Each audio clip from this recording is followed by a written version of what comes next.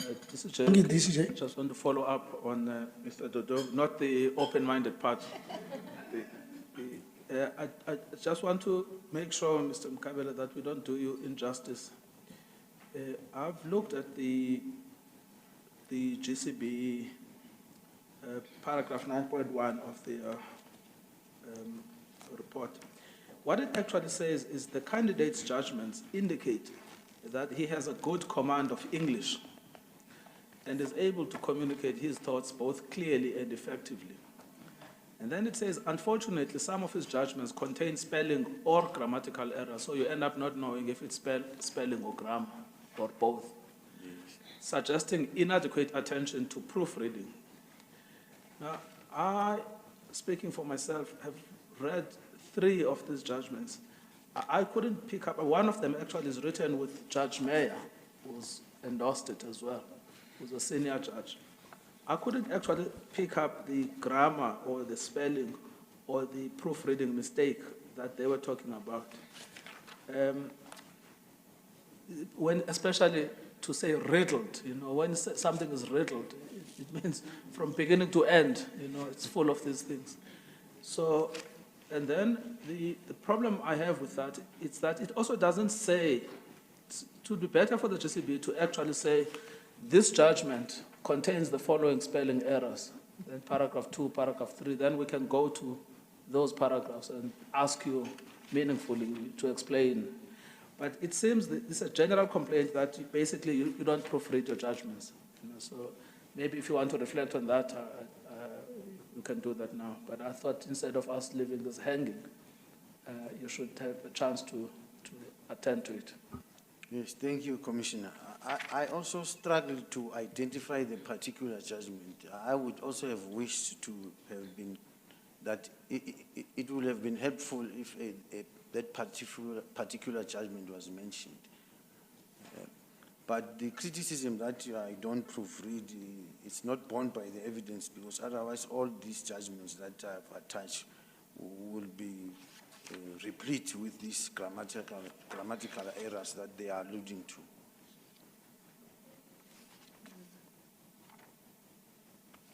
Commissioner Singh.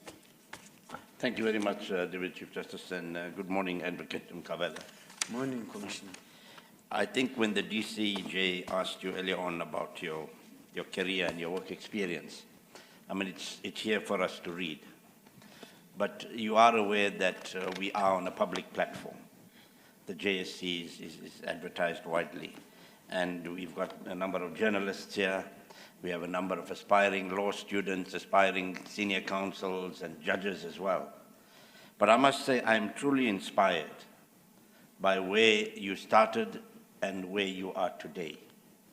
From being, somebody harvesting tobacco leaves, to being a golf caddy, to being a militia in the mines, and then working as a security guard, and then cash building supplies, etc., etc.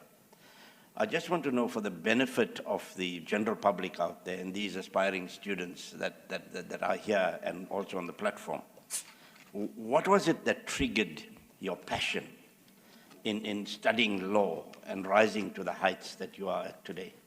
Because I think it's important for South Africans to know that there's always hope for any individual, and I think you are an expression of that hope. So if you can just share a little bit of that with us. Thank you. Thank you, Commissioner. It was the desire to contribute to society, and I realized that if I get some education, I'll be able to improve my situation.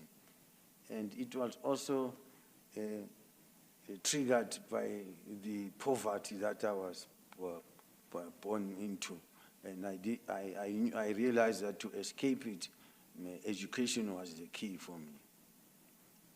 And also that if I can just add to those who may be in the similar circumstances, is the desire to succeed, the ambition to succeed. That's what drove me all along. Why law? Law, because law is an instrument that I can effect change into society. And you will recall that during my upbringing, it was at the height of apartheid. And I realized that if I can make my contribution, I can use law as a vehicle, because you will appreciate that most of the injustice were legislated by the apartheid government. Thank you very much. I think if this doesn't inspire other young people, nothing will. Thank you, DCJ. Commissioner Moiman. Thank you, DCJ. Good morning, Advocate Mkabela. Morning, Commissioner. Thank you. Just taking from 6.2, where there is a reflection on 6.2.2 and 6.2.3, the proportion of litigation in administrative law and constitutional law. I just need to get a sense in terms of your appreciation of transformative justice, given the importance of the importance that we attached to the role of the courts in ensuring that the Chapter 2 of our Constitution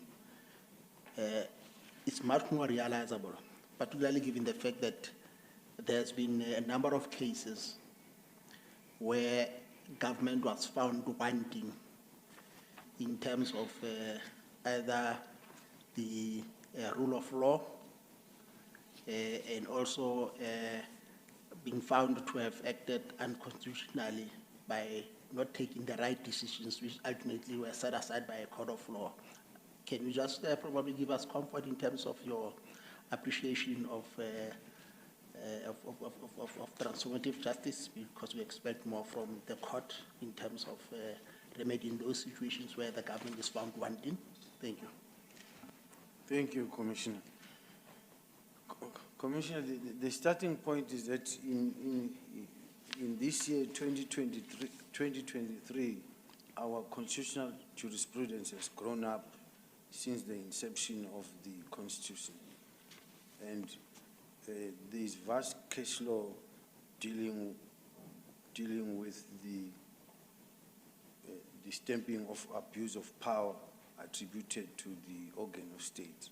And administrative law, whether you before you approach the court on the basis of parsia or on the basis of the principle of legality, it is important for the courts to make sure that any power that is exercised by any organ of state is grounded in the Constitution, and to the extent that it is outside that, any court is bound to declare that conduct invalid and set it aside.